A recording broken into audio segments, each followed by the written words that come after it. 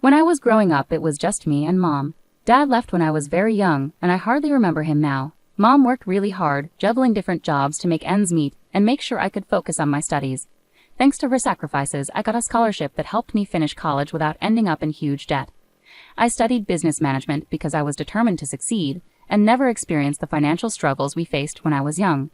After graduating, I moved to the city. Starting out was tough. I lived in a small apartment and often had to eat cheap meals like ramen. But I landed a job at a big company, starting at the bottom and working my way up.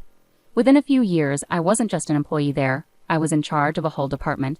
It was more than just a job to me, it was my territory. I made sure everyone I worked with felt respected and valued. During training sessions for new employees, I always emphasized the importance of respect and taking ownership of their work. I encouraged them to treat their job like it was their own business, knowing that this mindset would lead them to leadership roles in the future. The team was strong, made up of really good people. When I was chosen for the department head position, we went to a nearby bar to celebrate. It wasn't a fancy place, just cozy with cold beer and lots of laughter. Here's to Erica, our boss. Marco, who I've known for ages, lifted his glass high. Everyone else joined in, clinking their glasses together loudly in the noisy bar. Thanks everyone. We're a team in this. Here's to achieving more and making our mark. I shouted over the noise, and the team cheered loudly in agreement. That night, amid all the congratulations and cheers, I noticed Jake. He saw me looking and walked over with a grin that could light up a room. I couldn't help but notice the celebration. What's the occasion? He asked, leaning casually against the bar. Just a little career boost. I've been made the new head of my department, I replied, trying to downplay it. That's impressive. It must come with its challenges, he said, nodding with understanding. I'm Jake, by the way. Erica. Nice to meet you, Jake. We ended up having a more serious conversation than I expected that night. It turned out Jake was a financier, comfortable with numbers just like I was with project plans. Over the next 6 months, our casual dates evolved into spending weekends together. Before long, I found myself at his place more often than mine. His apartment was amazing, tall ceilings, a stunning view of the city, and a warmth that my own shabby rental couldn't match. One evening, while we were gazing at the city lights from his balcony, Jake turned to me with a serious expression on his usually playful face. He took my hands in his, and I could feel the nervous energy pulsing through them. Erica, these past months with you have been the best of my life. I know this might seem fast, but sometimes you just know, right? Jake began, his voice filled with certainty and hope. I nodded, feeling my heart race as the city lights blurred around us. He reached into his jacket and pulled out a small box, opening it to reveal a ring that sparkled brilliantly in the light, almost as much as his eyes. Will you marry me, Erica? Yes, Jake. Absolutely yes, I managed, my voice thick with emotion. And just like that, I was engaged, to a man who truly saw me and loved every part of me, even the tough ones. On the day I was supposed to meet Jake's parents, my stomach churned with nerves as Jake drove us up to a sprawling mansion with a driveway longer than my entire apartment building. It struck me, these people weren't just well off, they were incredibly wealthy. Stepping out of the car, I felt the weight of the place. The house resembled something from an old British movie, all brick and ivy, with gargoyles staring down as if they knew I didn't belong. Jake squeezed my hand as we approached the massive oak doors. You'll be fine, Erica, he whispered, though his voice seemed more for his reassurance than mine. The doors swung open, revealing Mr. and Mrs. Hargrove. His suit looked more expensive than my monthly rent, and her dress could have graced the pages of a fashion magazine. The foyer was enormous, with a chandelier sparkling like a starry sky. Portraits of serious-looking people with titles like Sir and Lady lined the walls. Erica, lovely to finally meet you. I'm Charles, and this is my wife, Eleanor. Mr. Hargrove greeted us, his voice smooth but distant, tinged with a practiced English accent. Mrs. Hargrove smiled politely, though it didn't reach her eyes. Pleased to meet you both. I managed a polite greeting, trying to keep my voice steady as we moved into the dining room. Jake whispered quick tips about which fork to use, but my mind was a jumble. Dinner felt like sitting in a freezer with an icy atmosphere thick with judgment. Mr. Hargrove gestured towards a portrait of a stern-looking man with a thick beard. That's Sir Reginald Hargrove, a direct ancestor from England. He came over in the 1800s to establish our family here, Mr. Hargrove explained proudly. Very impressive, I replied, trying to sound enthusiastic.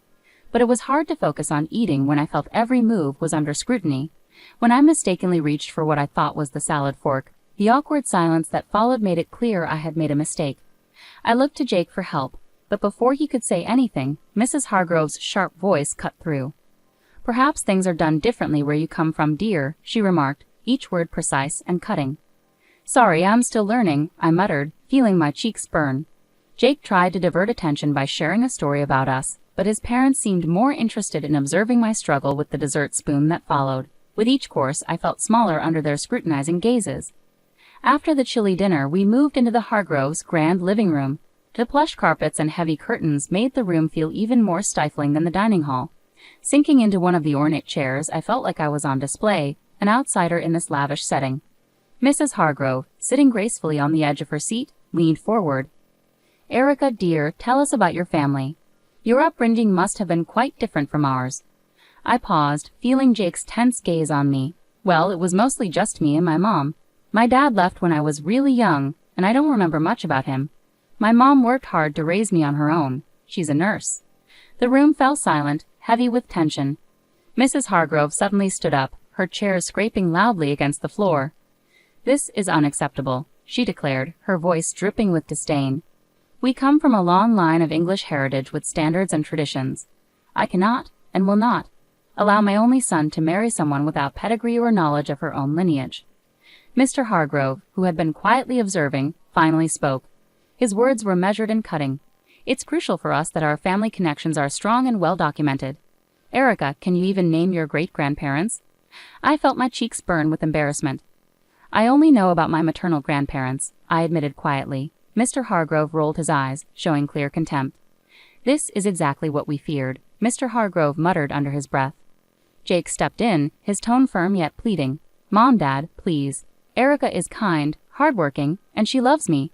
Isn't that what should matter? His mother's gaze remained unyielding. Respect and adherence to our family standards are what matter, Jacob. If Erica is to be part of this family, she must embrace our ways. She needs to respect her own background, even if it lacks significance. Their words cut through the warmth of the earlier evening. Jake looked at me, silently urging me to agree. Reluctantly, I nodded, accepting their conditions. Fine, I replied, trying to steady my voice. I will learn about your family and your traditions. Mrs. Hargrove appeared somewhat satisfied with my agreement. Good. You'll begin by familiarizing yourself with our family tree and learning about each person in those portraits. It's not just about names, Erica. It's about showing respect for our lineage. As they discussed their expectations, a part of me felt deflated. What started as a simple meeting had turned into a daunting challenge. I had agreed to their demands, but at what cost? As the conversation filled with talk of ancestors and noble deeds, I couldn't shake the feeling of alienation, not just from these people, but also from the parts of Jake's life that were so closely tied to them. The weeks that followed that tense dinner were a whirlwind. Balancing my day job with a series of etiquette and style classes, as insisted upon by Mr. and Mrs. Hargrove, left me exhausted. My days began early with the buzz of an alarm and ended late into the night, leaving me feeling drained and disconnected. Elbows off the table, Erica, the etiquette instructor gently chided during our session. And remember, the soup spoon moves away from you when you scoop. I nodded, trying to follow her instructions, but my mind was elsewhere, juggling between the workload waiting for me at the office and the endless wedding plans. You're doing fine, she reassured me, her voice calming. These things take time to get used to. I managed a weak smile. Thanks, it's just a lot to take in. Right on cue, my phone rang. It was Mom. I excused myself and stepped outside to take the call, searching for a quiet corner in the busy city. Hi, Mom, I greeted, my voice sounding more tired than I meant it to. Erica, darling, how are the wedding preparations going? Mom's voice carried excitement, tinged with a hint of concern. I paused briefly, not wanting to worry her. It's going well. Learning a lot. Just picked up how to waltz, I replied, trying to sound upbeat. There was a moment of silence, and I sensed her skepticism. You sound tired, sweetheart. Are you taking care of yourself? This shouldn't be so overwhelming. Remember to prioritize your well-being. I chuckled softly. I'll do my best, Mom, but it's a lot to manage right now. Etiquette classes, dance lessons, work, and planning. Keep focused on what matters, Erica. It's you and Jake that count, not all these rules and lessons. Her words were comforting, but once we hung up, the weight of my responsibilities settled heavily on me once more. I found myself caught in a relentless struggle between pleasing Jake's parents and maintaining my own sanity. Each day seemed like an endless marathon with no clear finish line. Back in the etiquette training, the instructor's voice became a monotonous backdrop as I practiced the correct way to hold a wine glass. Apparently, pinching the stem, not the bowl, was crucial. In rare moments of respite, I'd lie on my back, staring at the ceiling, questioning whether all the effort was worth it. the constant scrutiny, the endless lessons, and the cold disapproval from Mr. and Mrs. Hargrove whenever I made a mistake, which happened more often than I cared to admit. One evening, just as I was drifting off to sleep, my phone buzzed. It was Jake, his text lighting up the screen. "How was your day? Miss you." I stared at the message, my fingers hesitating over the keyboard. I wanted to pour out my frustrations and fears to him, but I held back.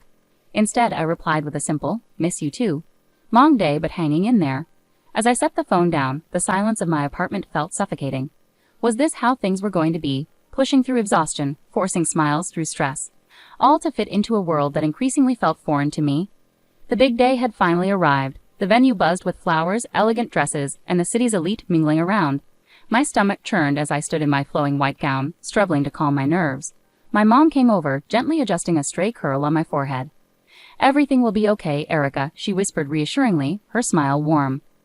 I wanted to believe her, but as the ceremony began, any hope of a peaceful wedding quickly faded. Jake's parents exuded an air of superiority. Mr. Hargrove greeted guests with self-importance, and Mrs. Hargrove made sure everyone knew how they had made the wedding happen. As guests settled in, I attempted to mingle, but Mrs. Hargrove intercepted me with a chilly smile. "Erica, dear, ensure our guests are looked after. Fetch some drinks, please," she instructed, gesturing towards a group of elderly gentlemen engaged in a loud political discussion. "But," I started, only to be silenced by her stern gaze. "No buts. You're practically family now. Show some initiative," she snapped sharply.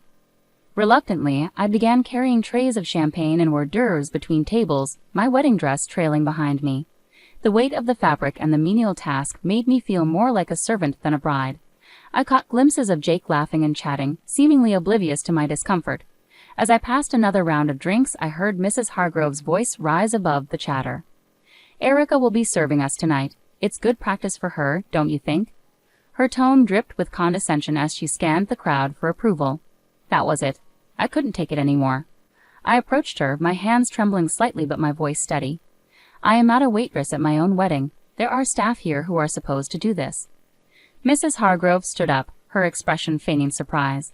"You should be grateful we allowed someone of your background into our family. Remember your place, Erica," she hissed, her words cutting like knives. Anger flared within me, and I felt my cheeks burn. "This is my wedding, not a show for your friends," I shot back, my voice carrying more volume than I had intended. The room fell silent, all eyes now fixed on us. Jake, catching the tail end of our exchange, stumbled over, a glass of champagne in hand.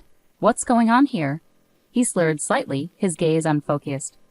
"Your mother is treating me like a servant at our wedding, Jake. This isn't what today is supposed to be about," I said, frustration bubbling up.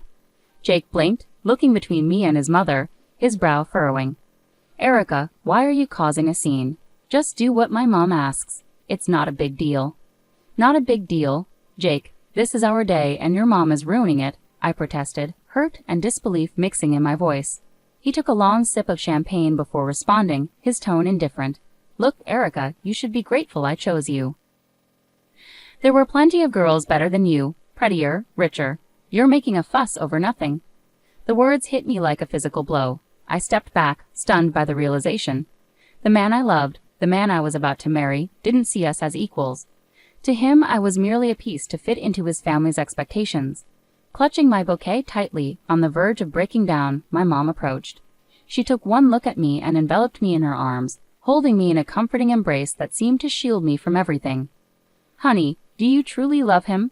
Do you really want this marriage?" she whispered, her voice tinged with concern. I shook my head, my voice barely audible. "No, Mom, I can't go through with this. I don't want to." Mom nodded, her expression determined as she gently took the bouquet from my trembling hands and guided me to a chair, her touch comforting. With unexpected resolve, she walked over to the DJ, requested the microphone, and turned to address the assembled guests. "Ladies and gentlemen, may I have your attention, please?" Her voice, steady and clear, cut through the low hum of conversation, capturing everyone's focus. A silence fell, anticipation thick in the air. She took a deep breath and directed her gaze squarely at Mr. and Mrs. Hargrove. "I have something important to share about truth and appearances," she began firmly. "I attended school with Charles and Eleanor Hargrove. Back then, they didn't speak with an English accent or boast noble lineage. Their families were hardworking people, much like ours." A murmur spread through the crowd. Charles's father was a mechanic and Eleanor's mother worked at the local diner. Mom continued, her words ringing out clearly. She paused, allowing the weight of her revelation to settle. The portraits, the accents, the family name, they were all purchased to create a past that would conceal their true origins. The room erupted into whispers, guests turning to stare at the Hargroves with expressions of shock and disbelief. Mrs. Hargrove stood up, her face flushed red, the facade of aristocracy crumbling before everyone's eyes. "That's absurd. She began defensively. But my mom wasn't done. "To think you would stand on these fabrications and judge my daughter's worth based on a lie. Erica is worth more than all your false titles combined. She is genuine, something you seem to have forgotten how to be." The guests openly murmured now, their curiosity turning into disdain as they looked at the Hargroves. Mr. Hargrove attempted to respond, his accent slipping from refined to more desperate. "We did what we believed was necessary." "For whom?" my mom interjected, her voice fierce. "For your son? For society? Or just to satisfy your own shallow pride?" The confrontation had captivated everyone's attention, and now the room buzzed with tension and revelations. The Hargroves appeared diminished, their grand facade crumbling to reveal the stark truth of their humble origins. Jake's face twisted with a mixture of shock and anger. He stormed up to me, his voice barely contained as he leaned in close. "You've ruined everything, Erica. You've disgraced my family, and now you're questioning if I still want to marry you after this spectacle." His words cut deep, but before I could respond, he grabbed my arm forcefully, pulling me closer. "I'll teach you how to be a good wife, one who knows her place and obeys." His threat hung in the air, chilling and weighty. Summoning all my strength, I wrenched my arm free and stepped back from him. The room fell silent, every eye fixed on us. This was the man I had planned to marry. This was the family I was supposed to join. No, this couldn't be my reality. Drawing a deep breath, I channeled my mother's earlier resolve. "There will be no wedding," I declared loudly, ensuring every guest heard. "I regret ever considering marrying someone who embodies the arrogance and deceit of his parents." Murmurs filled the room, a mix of shock and support echoing through the crowd. Jake stood frozen, his mouth gaping as if trying to undo my words. Beside me, my mother provided a steady presence, shielding me from the chaos. Together, we walked through the guests, heads held high. In the weeks that followed, news of the Hargroves' deception spread rapidly through the city. Their fabricated lineage and lofty social status crumbled like a house of cards. Once admired figures became pariahs, avoided by those who had once sought their favor. They sold their mansion and left town, seeking a fresh start where their tarnished past wouldn't follow. As for Jake, I heard snippets. Tales of a downward spiral, nights spent drowning his sorrows in bars. I didn't delve into the details, nor did I have any desire to. He had revealed his true nature, a side too ugly and deceitful for me to ever look back on with fondness. "Thank you, Mom," I said one evening as we sat in our modest living room, a stark contrast to the opulent falsehood I had almost become a part of. "For everything. For being there, for standing up for me, for helping me see the truth before it was too late." She squeezed my hand gently. "I'll always be here, Erica. You're my daughter, and I raised you to be strong and true. No man, no family can ever diminish that." We sat in companionable silence, the TV murmuring in the background, a comforting normalcy after the tumultuous events. I had lost a fiancé but regained my life, my dignity, and most importantly, my future. Returning to work after the wedding disaster felt like stepping into a sanctuary. My colleagues, who had heard about the chaos, were incredibly supportive. "Erica, you dodged a bullet, girl," Marco remarked as soon as I entered the office. Leaning against my desk, he offered me a steaming cup of coffee, a gesture that felt like both a peace offering and a welcome-back gift. "Thanks, Marco. It's good to be back," I replied, accepting the coffee and relishing its familiar bitter warmth. "And yeah, that bullet was more like a cannonball." "That's refreshing," Jenny added from her cubicle across the way. "Anyone who makes you serve guests at your own wedding is no husband material. You deserve way better, honorable." I smiled, appreciating her support. "I think so too. It's nice to be back where I'm valued for who I am, not for the family I could have married into." In the weeks that followed, the encouragement from my team remained steadfast. It was during this period of healing that I met Brian. He was a friend of a friend, down to earth with a quick smile and an easygoing demeanor that was infectious. We first connected at a casual gathering, just friends hanging out on a Saturday afternoon. Brian greeted me warmly as I arrived. "Hey, you must be Erica," he said, standing up to greet me. "I've heard a lot about you. All good things, I promise." "Thanks, Brian. I hope they didn't exaggerate too much," I replied, trying to match his relaxed vibe. We hit it off immediately. His family was a stark contrast to the Hargroves. When I met his parents, they welcomed me warmly with genuine hugs and smiles. "Erica, we're just glad Brian found someone who makes him so happy," his mom said, pulling me into a hug as soon as I stepped through their front door. It felt refreshing, just genuine warmth and acceptance. Brian and I weren't rushing anything. We were taking our time getting to know each other beyond the surface level. Back at work, my boss called me into his office one day. "Erica, I just want to say we've all noticed how you've handled everything. It hasn't been easy, but you've managed to keep your performance top-notch." I nodded, curious about where this was leading. "We think it's time for another promotion. You've proven you can handle just about anything, and your leadership has never wavered." Leaving his office, I felt a surge of pride. With a new relationship unfolding, a career advancing, and the respect of those I cared about, I finally felt like I belonged.